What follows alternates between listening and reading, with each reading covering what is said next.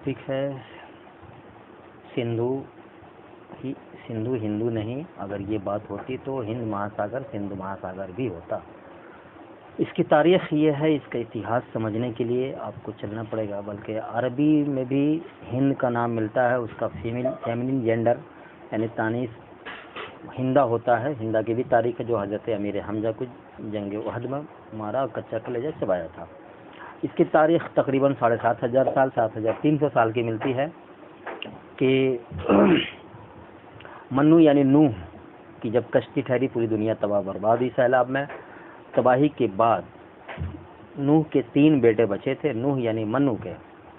तो नूह के 3 बेटों में एक बेटे शाम जो थे, वो जिनको सीरिया कहा गया है बाइबल में और तौरेत में या इंजील कह लें, तो वो मुल्क शाम बहरे हिंद के यानी हिंद महासागर के उस पार जो अरब कंट्री उस तरफ भेजा गया। वहाँ उनकी तमाम नस्लें और बेटे आबाद हुए, उनके नाम पर जगह आबाद हुआ। दूसरे बेटे एक हाम थे। अब हाम के 6 बेटे थे जो तारीख़ फ़रिश्ता और तारीख़ जरीद इब्न तबरी की तारीख़ तबरी में भी जिक्र है कि ये हाम के 6 बेटे, और हाम की खुद कब्र 75 फीट पंजाब के इलाके में मिलता है। इसकी भी दलील सबूत मौजूद है। तो हाम के 6 बेटे और नूह यानी मन्नू के ये पोते थे। तो 6 बेटों में हिंद बड़े बेटे हैं, उसके बाद सिंध एक बेटे हैं। हिंद सिंध ये दोनों भाई थे। मिस्र भी जो मिज़राइम के नाम से बाइबल वगैरह में जिक्र मिलता है। तो मिस्र देश या जो इजिप्ट कहा जाता है वो देश है। एक एथोपिया बाइबल में आया है, जिसका आप अरबी तर्जुमा लेंगे या उर्दू में तो हबशा, जहाँ से बिलाल हबशी थे, तो हबशा को एथोपिया कहा जाता है। ये 4 भाई हो गए। एक है फौत थे जो अफ्रीकन कंट्री में आबाद हुए, और एक गालिबन थोड़ी सी मुझसे सही हो रही है कनान है जो ईरान के कुछ इलाकों में वो पड़ता, वहाँ से और फिर वो अफ्रीकन कंट्री में भी गए। तो ये 6 बेटों की बात है। तो ये तमाम हाम के बेटे थे और नूह के पोते थे। इस तरीके से हिंद और सिंध ये दोनों भाई थे। अब हिंद जो है ये उत्तर प्रदेश पूर्वांचल ये सब एरिया में आबाद हुए। अब इस तरीके से देखा जाए तो सिंध को, जहाँ सिंध उनके नाम से शहर आबाद हुआ, मुल्क इलाका आबाद हुआ, तो सिंध वहाँ चले गए। अब हिंद के बेटों के बारे में अगर पढ़ते हैं तो उसी तारीख़ फ़रिश्ता जो 400 साल पहले फ़ारसी में लिखी गई थी हैदराबाद दक्कन में, उन्होंने जो जिक्र किया, और तारीख़ जरीर इब्न तबरी में जिक्र है। फिर इसकी बंगाल गैजेट में भी एक मुर्शिदाबाद के मुंशी थे, उनका नाम बोल रहा हूँ, उन्होंने भी लिखा है इंटरनेट पर, वो पुराने गैजेट के इंग्लिश में है, ट्रांसलेट हुआ, वो जिक्र मौजूद है कि हिंद के 4 बेटे थे। और एक बात ये भी आती है बीच में, कुछ दानिश्वरों का कहना है कि जो अयोध्या में नूह की 9 गज्जी कब्र के नाम से मशहूर है, दरअसल वो नूह की नहीं बल्कि नूह के पोते वही हिंद की कब्र है, जो हिंद बिन हाम बिन नूह की गए, और 9 गज्जी नूह के नाम से मशहूर हो गई। हो सकता है वल्लाह आलम बिसवाब।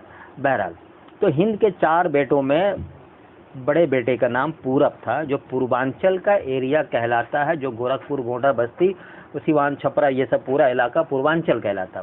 तो पूरब के फिर 40 बेटे हुए। फिर उनकी आगे नस्लों में जा कर के किशन चंद नाम का एक बहुत पढ़ा लिखा इंसान हुआ, और आगे चलकर ये राजा बना था। ये पूर्वांचल की ये हिस्ट्री और इतिहास ये मिलती है उनकी बेटों के बारे में। दूसरे बेटे का नाम, हिंद के दूसरे बेटे का नाम है बंग या बंगो। बंगला तलफ़्फ़ुज़ उच्चारण हिंदी में भी बंगो कहते हैं, लेकिन उर्दू में जब आएंगे तो बंग बोला जाता है, लिखा जाता बंग, बोला जाता है हिंदी में, या संस्कृत कह लें या फिर बंगला बोले तो बंगो बोला जाता है। तो बंग की भी नस्लें हैं। अब उनकी नस्लों में कामरूप हुए, आसाम हुए, त्रिपुरा हुए, फिर उधर के जो इलाके हैं उधर हो गए। तो अब बिगड़ता हुआ बंगाल कैसे हुआ? तो उस इलाके में जहाँ बंग जाकर आबाद हुए या बंगो जहाँ आबाद हुए, वहाँ समंदर के पानी हमेशा आकर के तबाही बर्बादी फैलाता था, पानी शहरों में या इलाके में डूब जाता था।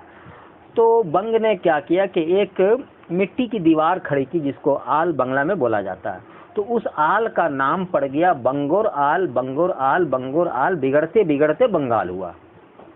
उनकी नस्लें वहाँ आबाद हुई जो आज बांग्लादेश में पड़ता है। आज भी वो इलाका मिट्टी के आल को बंगला में आल ही कहा जाता है, दीवार को या बाउंड्री को या मेड को, जो भी कह ले, अलग अलग इलाकों में अलग अलग भाषा में बोला जाता है। दूसरे बेटे का जिक्र हो गया।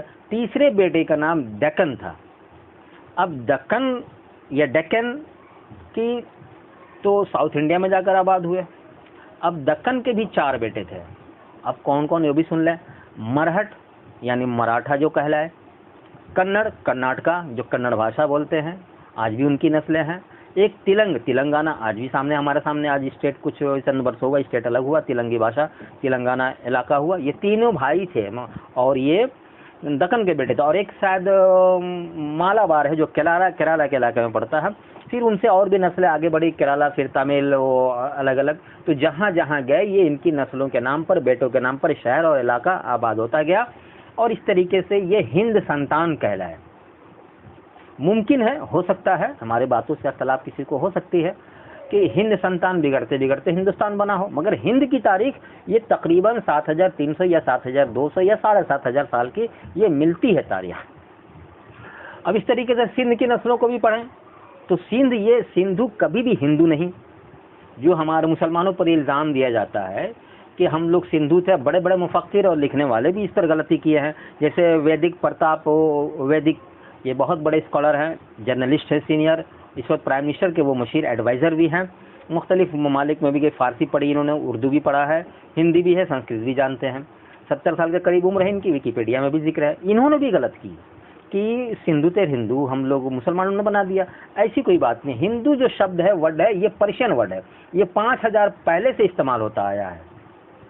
और इसको क्यों कहा गया, बात सच है कि पंडित महेंद्र पाल आर्या ने भी लिखा कि लोगात, फिरोजुल लगात हो या गयासुल लगात हो या और भी जितने भी लगात है, हिंदू के माने बड़े गलत शब्दों में इस्तेमाल किया गया है कि चोर, लुच्चा, लफंगा, ये जो कुछ भी हो, बड़े गर्व से बोलते हैं। बहुत से हमारे हिंदू भाइयों की भी बात आ गई, हालांकि मुझे हिंदू नहीं बोलना चाहिए, हिंदी भाइयों का भी बयान आ चुका है कि बड़े फ़ख्र से बोलो, गर्व से बोलो कि हम हिंदू है। तो ये गलत बात है, हिंदू नहीं बोलना चाहिए बल्कि हिंदी बोलना चाहिए। तो इस तरीके से गर्व से कहना हिंदी हमें, बिल्कुल हम सब हिंदी हैं, हिंदुस्तानी हैं, ये सच बात है। तो ये उनकी नस्लों के बारे में बात आ गई। हिंद, अगर ये हिंद की नस्लों का जिक्र हो गया, अब सिंध भी जहाँ गए, सिंध के नस्लें वहाँ आबादी, जो पाकिस्तान के कुछ इलाकों में, गुजरात, कच्छ हो, फिर वो मालाबार वगैरह जो इलाके साइड से निकलता चला गया, कराची और भी जो एरिया है उधर उनकी नस्लें आबाद हुई, जो सिंध सिविलाइजेशन के नाम से हिस्ट्री में मशहूर है, जिसको कहा जाता है कि 4-5 हज़ार साल पहले यहाँ बहुत डेवलपमेंट वो कौम थी, वो इलाके से वो लोग थे जो डेवलपमेंट का क्या, सिंध सिविलाइजेशन या सिंध की तहजीब, या फिर आपको हड़प्पाई तहजीब। तो हड़प्पा की एक अलग तारीख है, उसके बाद में जिक्र करूँगा। तो इस तरीके से ये दोनों, सिंधु कभी हिंदू ने मुसलमानों ने बनाया, या हिंदू को सिंधु कभी किसी ने नहीं बनाया, ये बल्कि दोनों भाई थे, इसको ध्यान में रखें। जिस तरीके से कहा गया है कि हम लोग सिंधु थे, ये गलतफहमी में लोग कहते हैं, और मुसलमानों ने हम लोगों को हिंदू बना दिया। जिस तरीके से मिसाल भी दी जाती है कि फ़ारसी में जिस तरीके से संस्कृत वर्ड सप्ताह है, सप्ताह को हफ्ता में बदल दिया गया, इस तरीके से सिंध को लोग सिंध नहीं बोल पाते थे, है बोलकर हफ्ता हिंदू बना दिए। ये गलत तशरीह, गलत तौज़ीह, गलत मिसाल है। अगर ये बात होती तो आज तक हिंद महासागर, आज भी इंडियन ओशियन जो इंग्लिश में कहा जाता है, वो हिंद महासागर या हिंद बहर हिंद कहा जाता है, तो उसको भी सिंधु महासागर होना चाहिए। तो आज तक उस पर किसी ने बहस नहीं की। लिहाजा ऐसी गलत चीज़ों को हम लोगों को नहीं पेश करना, जो बातें करनी हो, जो चाहते तमाम तरफ से मिले जुले और एक पॉजिटिव मैसेज जाए, पैगाम जाए, मुस्बत पैगाम जाए कि और दूरियां दिलों से ख़त्म, बड़ी नफ़रत हो गई, नफ़रतों से परहेज़ करना है। हिंद के चौथे बेटे नहरवाल या गालिबन गढ़वाल थे। अब फिर उनके बेटों में जाकर के मालवा है, फिर वो मध्य प्रदेश के कुछ इलाके हैं जो मैं बोल रहा हूँ, उनकी नस्लें और उनकी औलादों के नाम पर आबाद हुए। जहाँ जहाँ गए आबाद होते गए, नए शहर आबाद हुए, नए इलाकों को इन्होंने आबाद, किस तरह की दुनिया की आबादी बढ़ती रही। अब रह गया तीसरे बेटे का जिक्र, जो नूह के तीसरे बेटे थे, जिसको बाइबल या तौरेत में जैपेत कहा गया है। तो जैपेत या याफेस कहा जाता है। अब याफेस की तारीख़ ये मिलती है कहीं 10 कहीं 12 के 10 या 12 बेटे उनके थे। अब वो 10-12 जैसे कि उसमें जो तारीख़ फ़रिश्ता ने भी लिखा, तारीख़ तबरी ने भी लिखा है, 10 जिल्दों में किताब है, और तारीख़ फ़रिश्ता 3 या 4 जिल्दों में है। तो पर्शियन उर्दू में भी तर्जुमे हो चुके हैं। तो इसमें जो जिक्र मिलता है, तो अब 10 ही अगर मान लें बिलफर्ज, तो 10 में एक बेटे का नाम तुर्क है, एक बेटे का नाम यवन या यून या यूनान कह लें आप, जो अलग अलग प्रोनाउंसिएशन है। तो यूनान जिसको ग्रीक भी कहा जाता है, और एक बेटे का नाम ये भी मिलता है मंगूल, जो मंगोलिया के नस्लें हैं, मंगोलिया इलाका भी है। एक नाम मिलता है चीन का, जो चीन की नस्लें हैं। तो सब याफिस की इस तरीके से याजूज माजूज का भी जिक्र मिलता है। फिर उनकी नस्लें आगे चलकर यूरोप में भी बढ़ी हैं, स्पेन, फिर वो पूरा यूरोप का इलाका याफिस अलैहिस्सलाम की। और एक तारीख़ मैंने पढ़ी थी बहुत पहले, याद नहीं है, याफिस अलैहिस्सलाम ने, जो नूह के तीसरे बेटे थे, उन्होंने जो शहर आबाद किया था, वो शहर आज जो सैयद जलालुल हक सुर्ख बुखारी रहमतुल्लाह अलैह बड़े बड़े बुजुर्ग हैं, वो वही इलाका है जिसे उन्होंने आबाद किया था। तो इससे बात जाहिर होती है कि वो इलाका आज पाकिस्तान में है। तो उनकी नस्लें फिर उधर से वो काबुल, ईरान, काबुल, फिर अफ़गानिस्तान, ये सब तमाम हो सकता है नस्लें गई हों और वहाँ से यूरोप, रशिया वगैरह के इलाके में आबाद हुई हों। अब 12 बेटे में, अब संस्कृत के एतबार से अगर पकड़ेंगे आप, तो संस्कृत में एक बात मिलती है कि भाई इक्ष्वाकु डायनेस्टी, मनु यानी नूह को मनु कहा जाता है, तो मनु के बाद इक्ष्वाकु डायनेस्टी में ही श्री राम 56 या 57वीं पुष्ट में आते हैं और 95वीं पुष्ट में 95th जनरेशन में श्री कृष्ण आते हैं। इस तरीके से, और 125 के गालिबन गौतम बुद्ध या लॉर्ड बुद्धा भी जनरेशन का जिक्र गालिबन आता है। तो इस तरीके से देखा जाए तो क्या इक्ष्वाकु नूह के पोते थे या याफिस के अरबी के हिसाब से बेटे थे। इक्ष्वाकु ये संस्कृत वर्ड है जिसके मानी होता है गन्ने का रस निचोड़ने वाला। उनका नाम कुछ और था, मैं संस्कृत नाम भूल रहा हूँ। मुमकिन है, ये मेरी ज़ाती तहकीक है, किसी का इख्तलाफ हो सकता है, मज़ीद कोई तहकीक करके इस पर सामने बातें ला सकता है ताकि आवाम को सच्चाई मालूम हो। तो याफिस या नूह के पोते याफिस के इक्ष्वाकु गन्ने का रस निचोड़ने वाला, उनका नाम कुछ और था। उन्होंने 1 साल तक व्रत रखा यानी रोज़ा रखा, और जिस चीज़ से रोज़ा कुशाई की या रोज़ा तोड़ा या रोज़ा इफ्तार किया या व्रत तोड़ा या व्रत ख़त्म किया, जो माने जो जिस धर्म से मज़हब से अपने हिसाब से समझ लें, तो उन्होंने गन्ने का रस निचोड़ कर ही अपनी व्रत तोड़ी थी।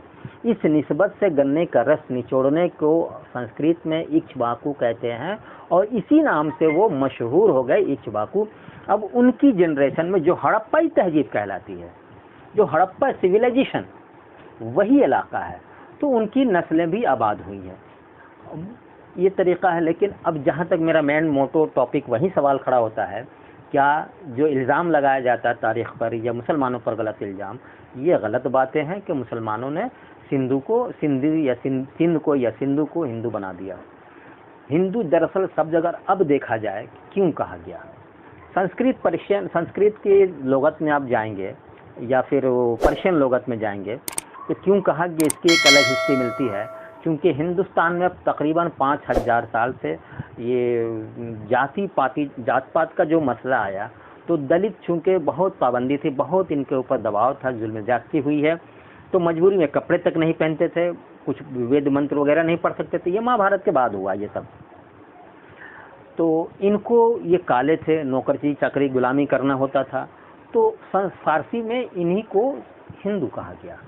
वरना हिंद का लफ्ज़ मिलता है, हिंदा का भी लफ्ज़ मिलता है, बल्कि उस ज़माने में एक और इस्लाम से भी पहले एक हिंद का तस्करा बीच में आया है, जो शाम की नस्लों में आए हैं।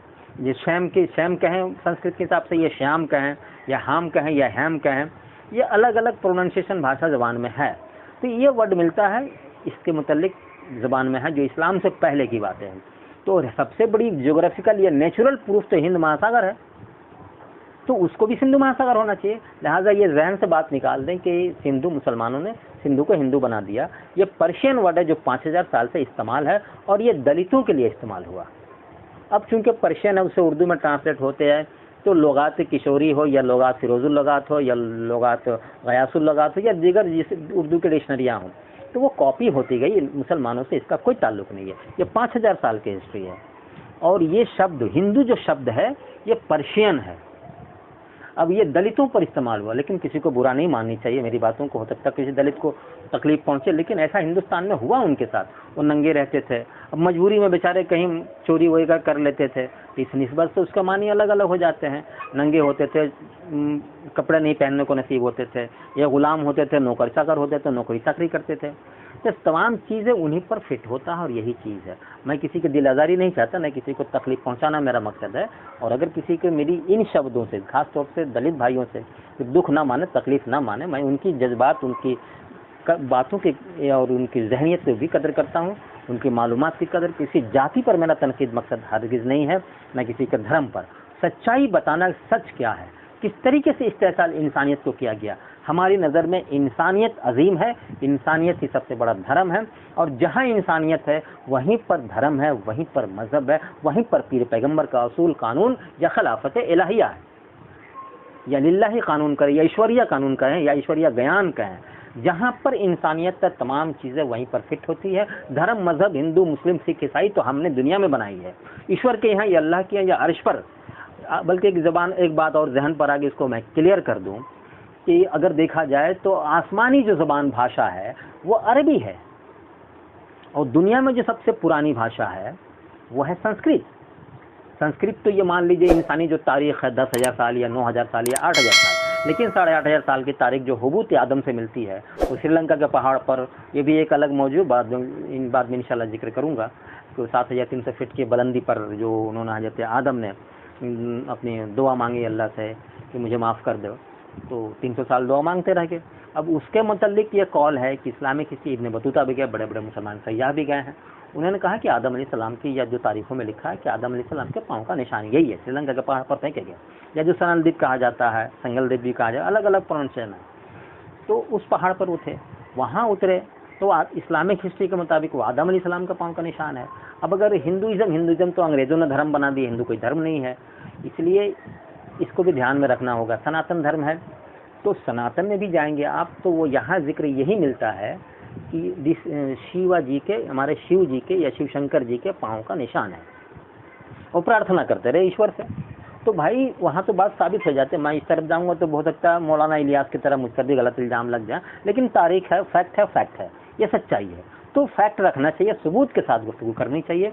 इस तरीके से बाइबल में देखेंगे तो उसमें साफ लिखा हुआ है, या जो विकिपीडिया है उसमें भी साफ लिखा हुआ है, this is the foot print of Shiva ये आदम अलैहिस्सलाम का फुट है, पाँव का निशान है। तो बाइबल में भी यही निशान मिलती है। तो ये तीनों धर्म या और भी धर्म है, मुख्तलिफ धर्म मज़ाहिब में अलग अलग नाम से पुकारे जाते हैं, तो बात वही साबित होती है। मेरा इस पर मैं बहस नहीं करनी, इस पर मैं जाना भी नहीं चाहता, मगर हमारा मेन मकसद है इंसानियत को बचाना, इंसानियत का पैगाम देना, जो ईश्वरीय असूल कानून सिस्टम है उसको सामने लाना।